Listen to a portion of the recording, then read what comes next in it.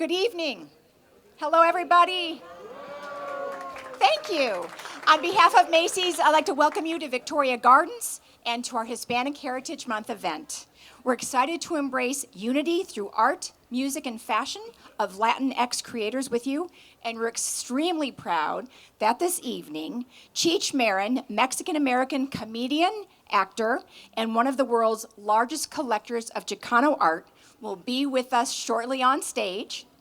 But prior to that, I'd like you to welcome Todd Wingate, Chief Curator of Riverside Art Museum, who will be our host for this evening's event. Please give him a warm round of applause. Todd? Thank you. Welcome, everybody. Wow, there's a lot of you. Welcome. So, without further ado, let me introduce Cheech.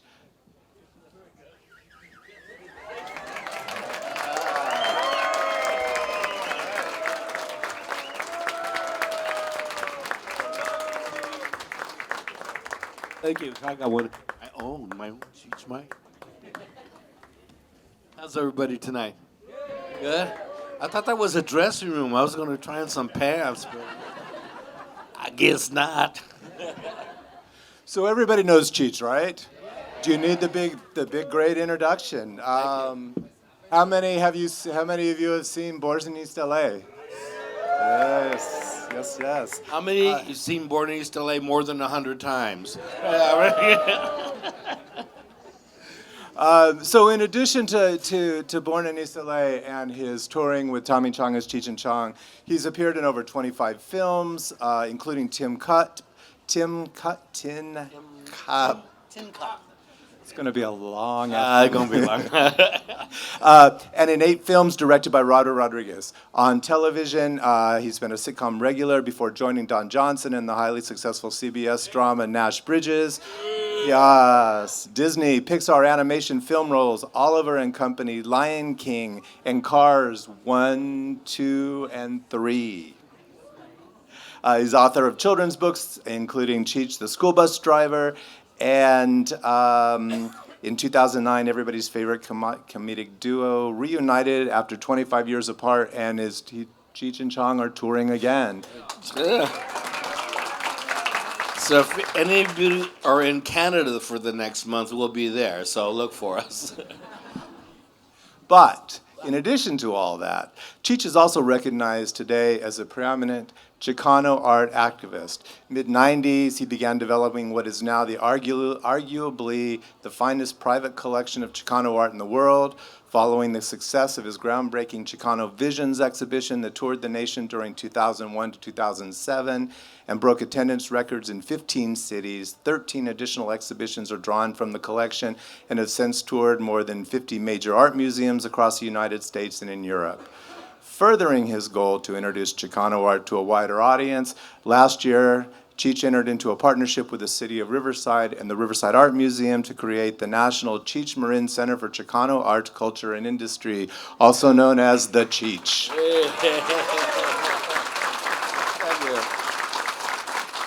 Cheech is slated to open in 2021 and will become the permanent home for his collected works of Chicano art, including paintings, sculptures, and photography. So one more time, let's give a round of applause for Cheech. Thank you. It's been nice being here. You guys have been swell.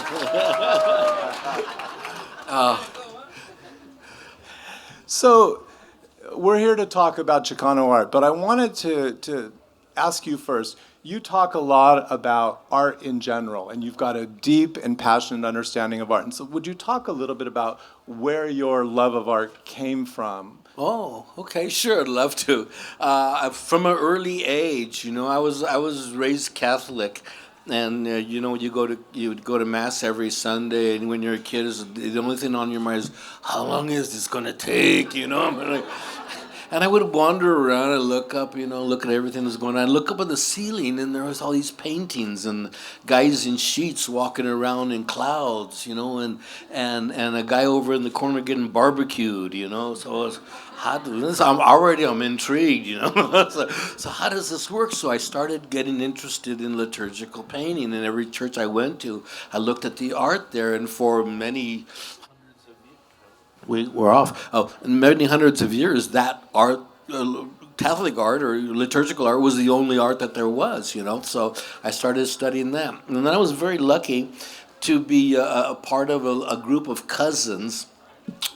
We grew up in LA who were really academics, and we all went to Catholic school, and we wanted to learn about different stuff. And so we had the head cousin Louis, who was extremely brilliant, and he organized us into this little group and assigned us topics to learn all about. Regine, you learn about the Middle Ages. Lolly, you learn about science. And then turn to me, Cheech, you go find out about art, and you bring about all those things that you learned back to the group. And so that's what I did. But how do you do that? How do you learn about art? I did what everybody does. I went to the library, the public library in the town I was living at, and I took out every book that they would let me. And the ones they didn't let me take out, I studied them right there.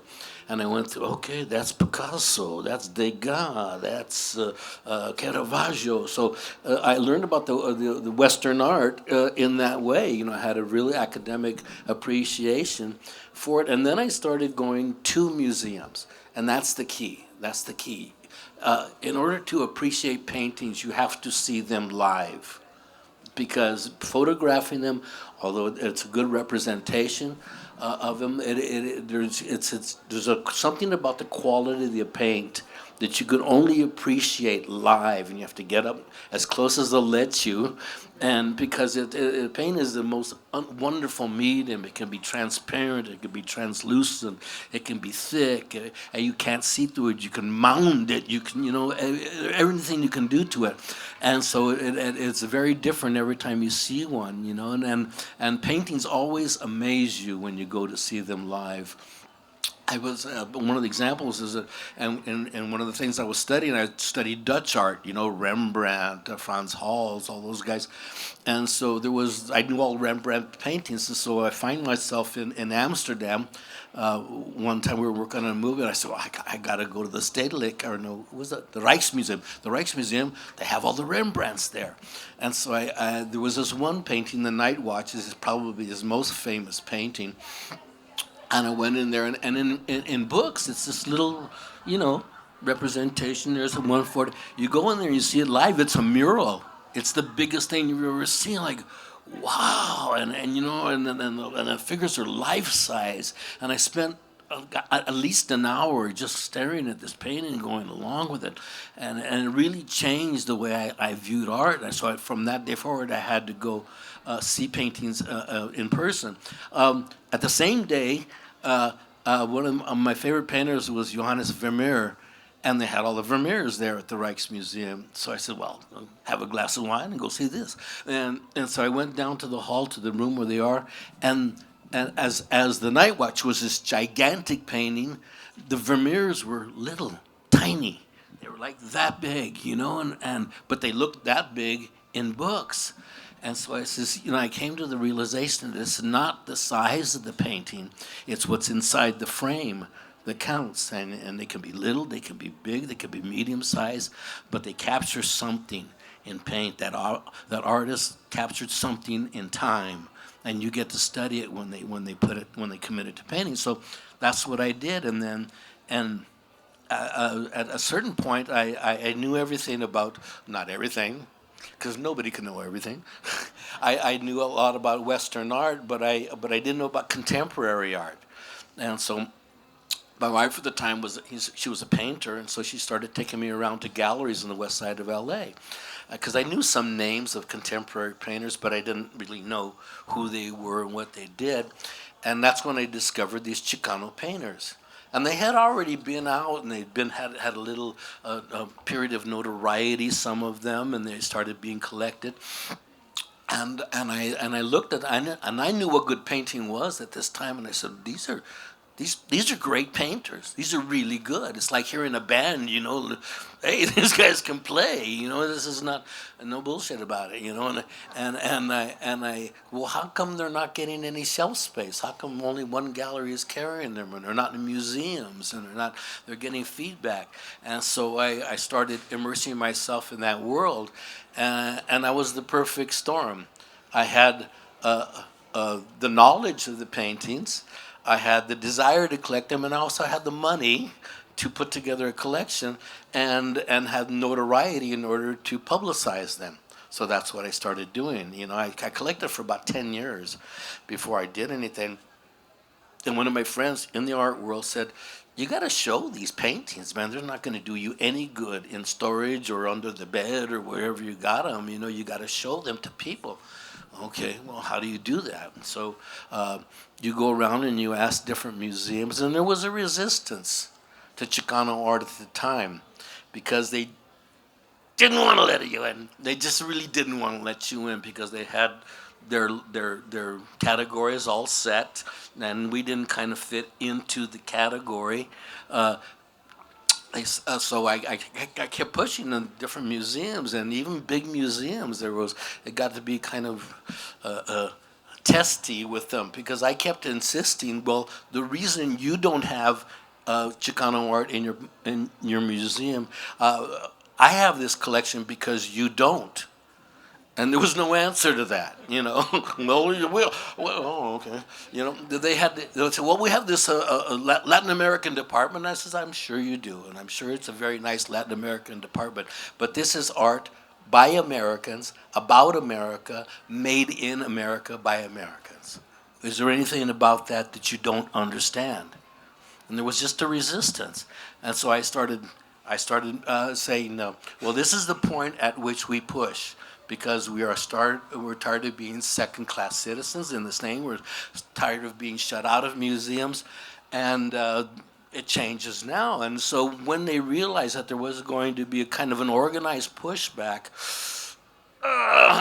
they did it finally, and we had become maybe the most successful tour of American School of Art in the last 50 years. We broke attendance records at every single museum that we went into, starting with the Smithsonian, LACMA, the De Young, the San Diego Museum, 15 major museums across the country. And now everybody was kind of, on a national scale, introduced to Chicano art. And it was funny how that went, is that always the reaction was, well, I didn't know what Chicano was, Chicano paintings were, but I didn't picture it was going to be like this, I like this, but they had some other vision in their mind of what it was going to be, because they always tried to categorize Chicano painting as agitprop folk art. That was it. Agitational, propositional, political art. And if it wasn't a Chicano painting, let's say it had a clenched fist, a barbed wire, a sacred heart, and a crown of thorns. Man, that was it, And that was Chicano painting. And that's what they wanted to push you into this little corner. And I've always resisted being pushed into a little corner, and so I said, "No, we're gonna start doing this." And so, it sounds easy at the beginning. I'm gonna make a stencil. We're gonna do this, and okay, it costs money, a lot of money to put on a tour. And so, from the time I decided actually to do this tour, the time we got LACMA, it was 10 years. 10 years I went around to every single corporation and did my little dog and pony show, and General Motors and General Mills, anything with a general on it sounds like they had money. So, and we almost had the Army sponsor the show. Number one hirer of Chicanos in the world, I just did it almost to piss everybody off, because I was tired at that point. And so we were very lucky that the Target stores and Hewlett-Packard stepped up and sponsored the tour. Hewlett-Packard for the initial building of the tour, because it was a two-part tour, and Target stores, they stayed with the show for the next 7 years. Put millions of dollars into this tour, and that's what it takes. And every time we open up in a new city, they'd fly Los Lobos in, and we'd have a big party, and then free food and drinks. So Chicanos are going to come to that, And then we would have 10,000 people at an art opening. It was unheard of. And so we started this whole kind of change, and now it wasn't a question of, do you belong in the list of art visionaries, but where do we belong in this category right now. And I've been toying with this. I haven't even talked to you about this, but I've been toying with this idea that as I wandered around and saw all these schools or all these groups of artists that are recognized by the establishment, and when I started, well, we have this school of Chicano art. Well, we don't do schools anymore. It's that's too old school, you know. We just have different groups. I said, well, if you define school as a place where you go to learn and come and argue about things and agree or disagree or find out some new way to look at things, well, then this is a university. It's not just a school because they're coming from everywhere, you know, and it's across a wide section of the country. And I looked at American schools, recognized American schools of art, Hudson River Valley School, Ashcan, pop art, op art, abstract expressionism, and they always generally occurred in one specific small place of the country. If they're going to be categorized as American art, one Hudson River Valley or inner city New York or something. But Chicano art is spread over many states, over a long period of time. We're now into the 40th year, at least, maybe close to 50 years of having Chicano art, and it keeps getting renewed with every generation. Every generation that comes into this field reports from the front. You get news from the front. What are the conditions in your neighborhood right now? What does it look like where you live, where your cousins live, where your grandmother lives? You know, what does that look like? And then they go on to concerns of, you know, artistic concerns. They like to draw flowers, cool. Whatever they like to do, but they always give news from the front. So it's this continuing update.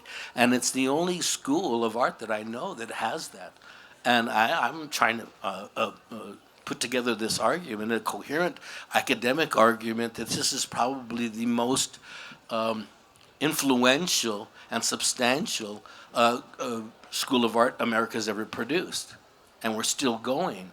So the change keeps coming, you know. And I says, this is a big change that's happening all over the country, and it's like a lava flow.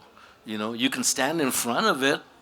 I wouldn't, you know, because you're gonna get just run over because it's a big influential thing. We're now in a period of time in our country where it's very divisive, and people are on one side or another, and they hate you and they love you, and all those things. But this change is constantly occurring, and it will constantly occur.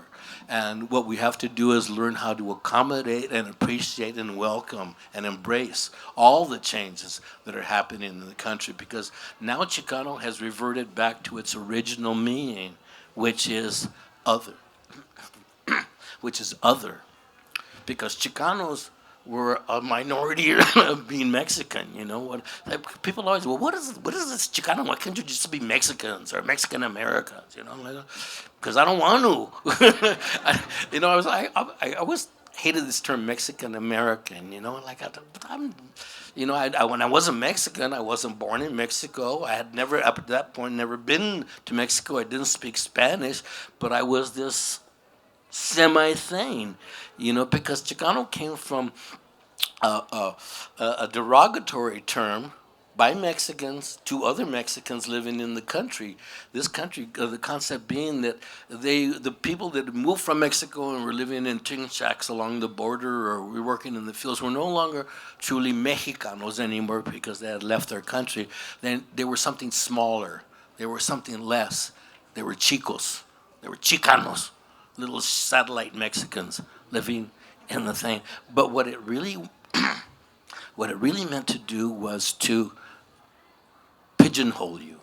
You know, you were this other. You were other. Even in the Mexican society, you were other. And so as time went by, there was a great pride that got engendered out of being the other. My father, who died when he was 93 years old, always called himself a Chicano. And from that point on, when I found out what it was, that's what I am. That identifies me. I am a Chicano. And so we started building a reference to this term wherever we went. You know, some people. Now I heard this term the other day that because we've been doing this for so long. Oh, you're a Chicanosaurus.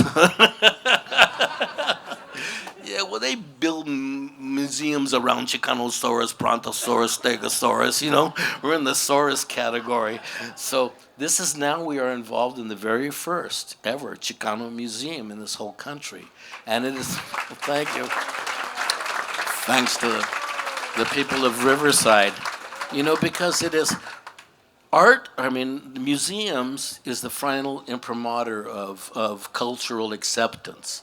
When you have your own museum that identifies an aesthetic in your country, that is and those wheels grind exceedingly slow, because this is going in the permanent record of the country. You're going to actually be recognized and admired and studied throughout the years, and so they really take their time in letting the officialdom give you the stamp of approval, and it takes a lot. And there's a lot of pushback, especially when it's an ethnic-centric kind of museum. But we're on their way, and this museum will if we get a lot of support from the community and from everybody else, this museum is going to last a long time. It's in a beautiful building in Riverside, California. A beautiful mid-century building, 66,420 square feet. The operative number being 420. It's meant to be. Thank you, Lord. And I've always thought that if you're doing the right thing, good things will happen to you, and that's what happened. After doing 50 museums, which is unheard of with a private collection, because museums don't like to do private collections, and I understand why. They think you're gonna guy is gonna put together a big collection and then put it in a museum and get it all and then sell it and you make a lot of money. That was never my intention. It has never been my intention. I've never sold a painting, and they're all going to this museum. What is important is that what we are involved in, our history and our aesthetic and our savoir, is what's most important for this community and for the rest of the country to know, because this is a giant plus for this country, and it always has been. We're making up for lost time, which is okay. I get it, but I'm still. This is still art made by Americans in America about America. So there we are.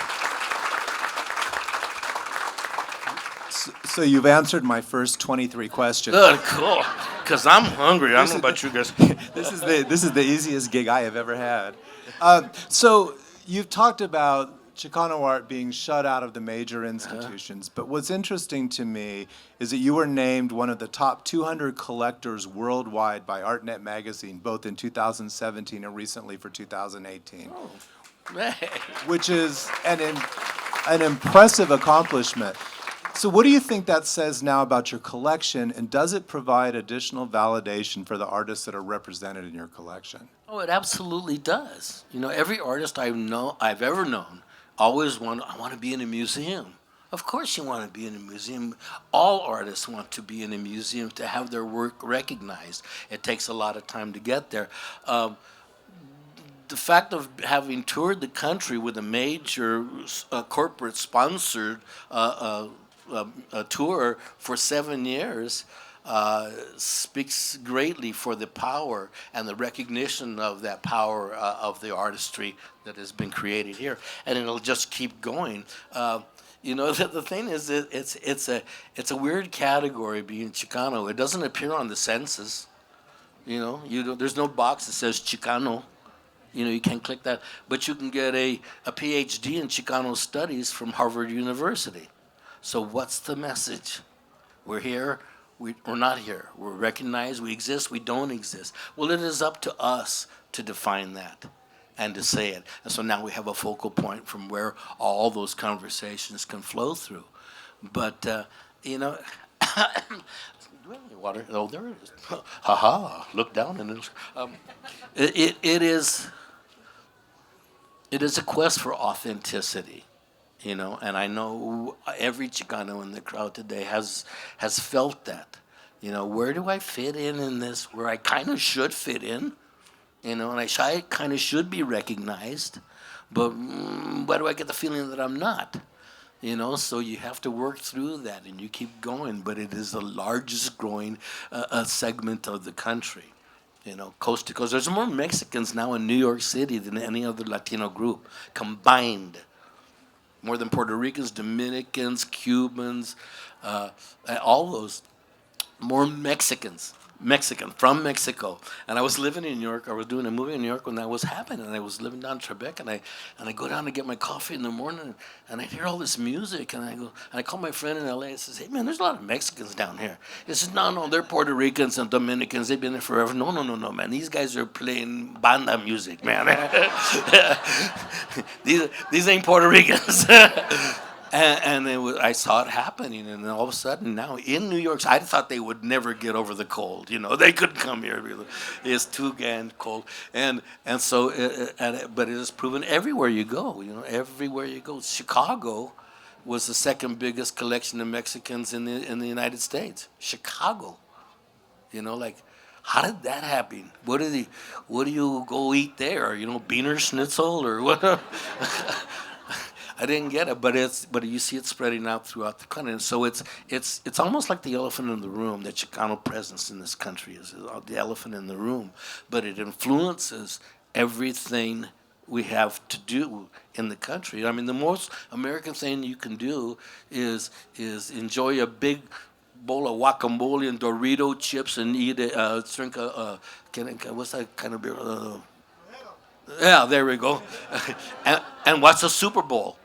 On your giant screen TV, that says America, man. So it's a recognition. What it is a recognition of that, and that's what we're all looking for: is a recognition and an opportunity, And so we're on their way, and the art is the only thing you leave behind as a culture. It's the only thing. It says who we were, what we believed in, what we held dear.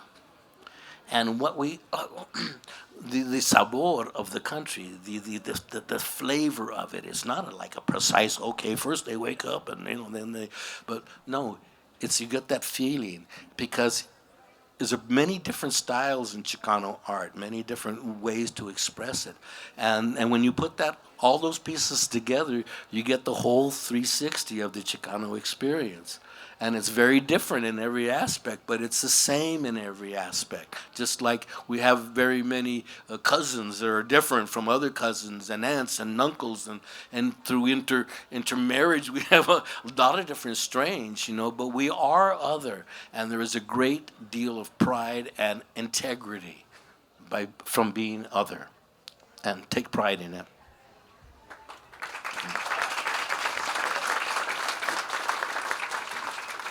So we're now seeing the fifth generation of Chicano artists coming through and really exciting work being created by young artists. Are you seeing any differences in the work being created today than some of the works that were created early on in the movement?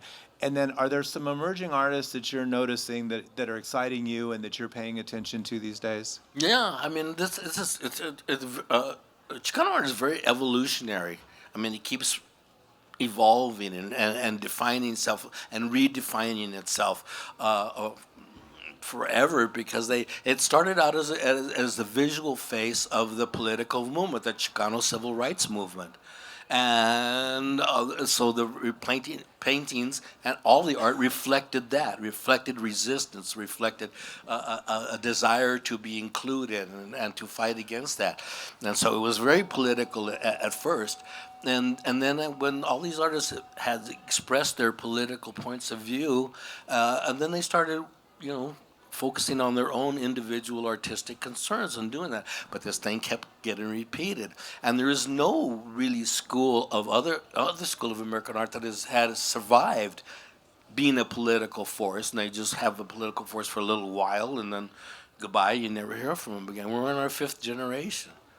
This is a continuing conversation that you can tune into, you could ignore at your peril, but you can use it to enrich your experience, And that's what multiculturalism gets thrown around a lot, but there's a lot of value in extracting from a lot of different cultures what is best about them. and how they can contribute it to our life here in the United States. So and so there's a lot of artists that are they're going on all the time. They're emerging all the time because of all the. I think there was, I don't know, 87 artists in the first show, something like that. 87 artists in the first show, and oh, excuse me, look at look at this person, and they were all either university and or art school trained. This is not naive artists practicing in their backyard or where hobbyist artists. These are serious artists that go to school directly for this, and so and it's continued.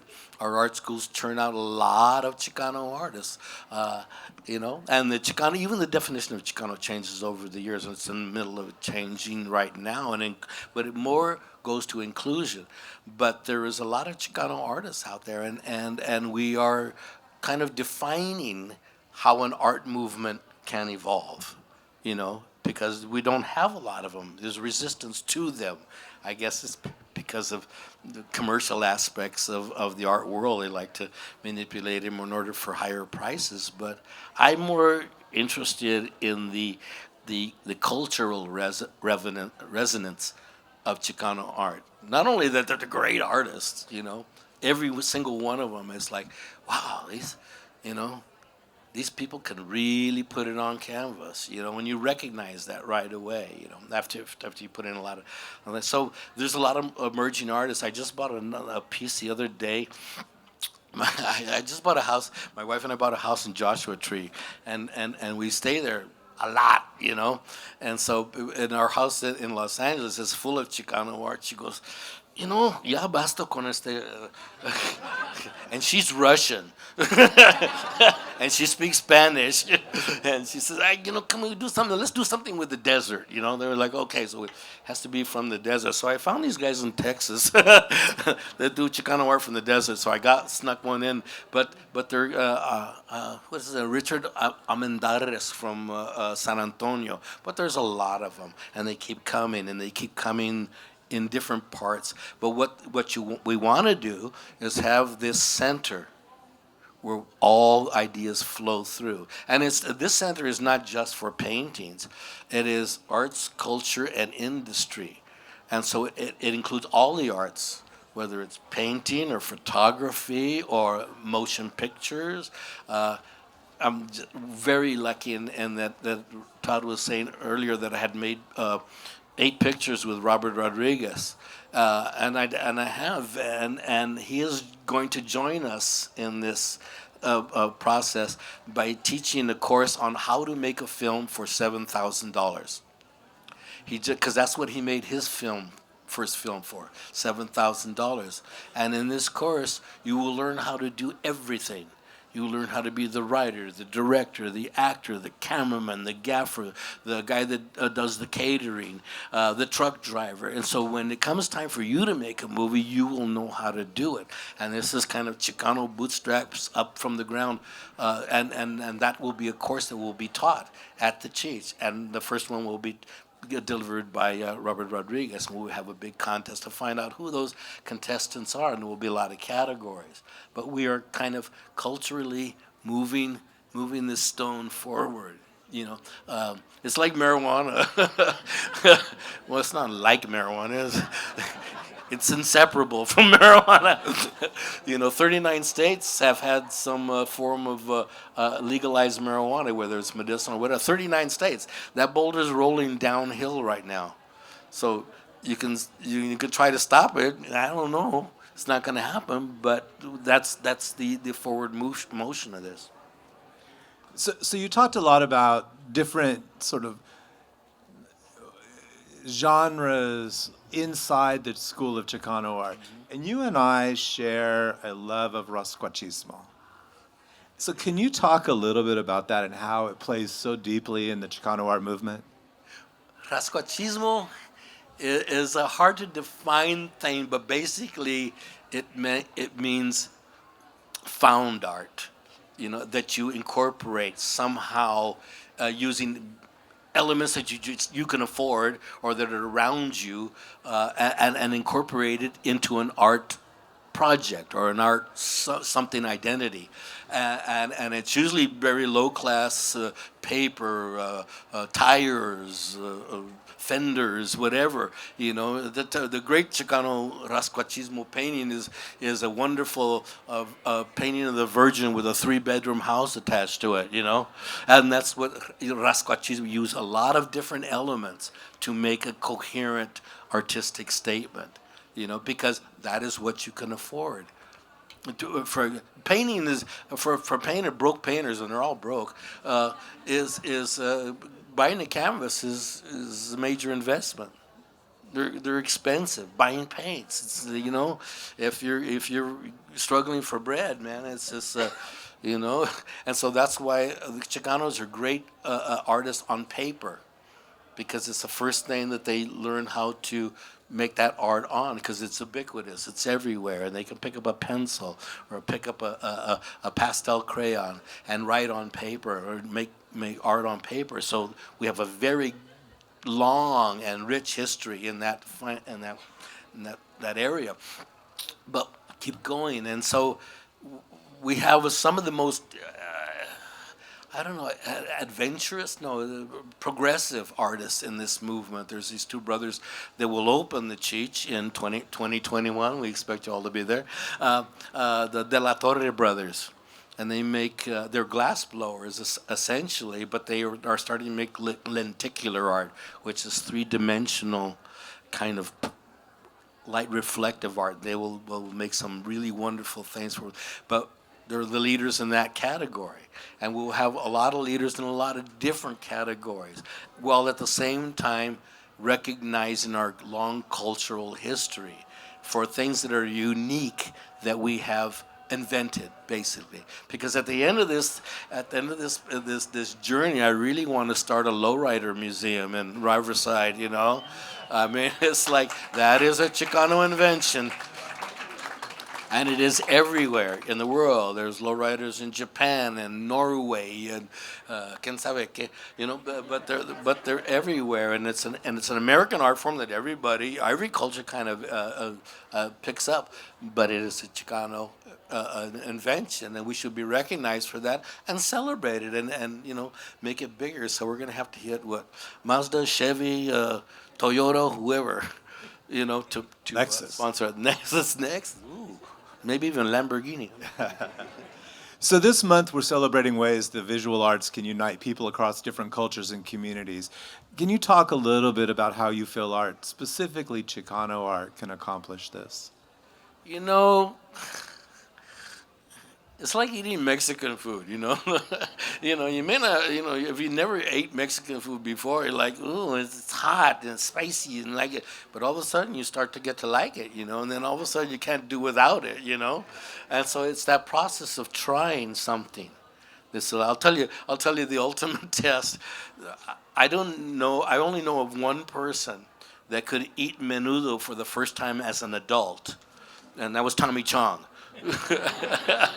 But he was Chinese, so I understood, But it's like, if you grew up with menudo, there's nothing else like it, and you got to have it on Sunday morning, But that's the process of a little bit of integration every single time.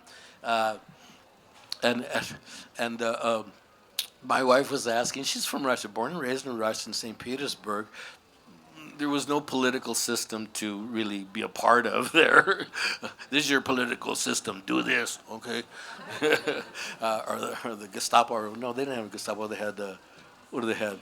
The KGB will come and get you. Okay, so she gets here and she starts seeing this political system, and so she was watching the Democratic candidates debate the other night, and the first debate, and at some part, Beto, what's his name?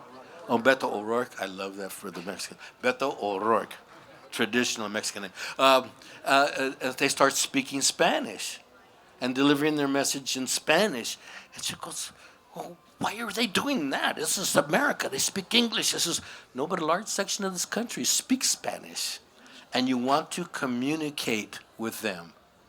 You want to communicate most effectively with them. And so if you speak this language that they don't understand, you're not communicating as effectively as you could.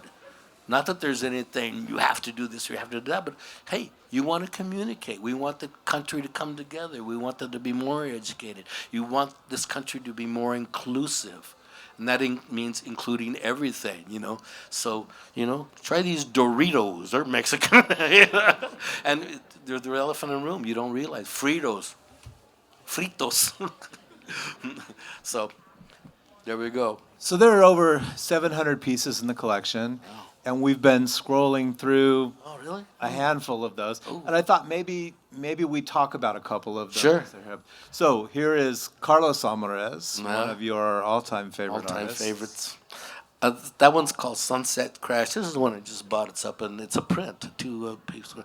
But Carlos Alvarez, who was actually the founder of Chicano art, came out of Los Angeles, born in Mexico, at a very early age, 2 or 3, lived in Chicago and with his family, and then they moved to L.A. And he started recognizing, a very smart guy, very educated and very well traveled, and he started recognizing that these Chicano painters were saying something unique.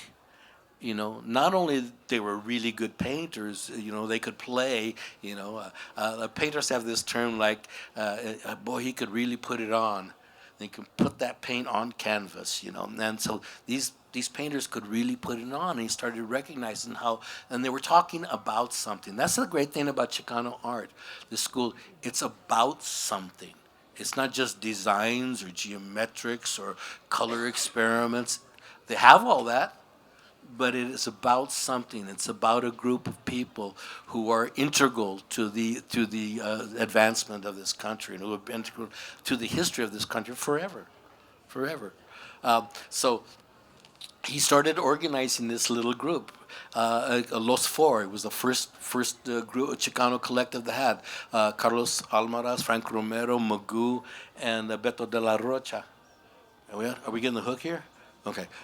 But he started organizing and started proselytizing for this aesthetic.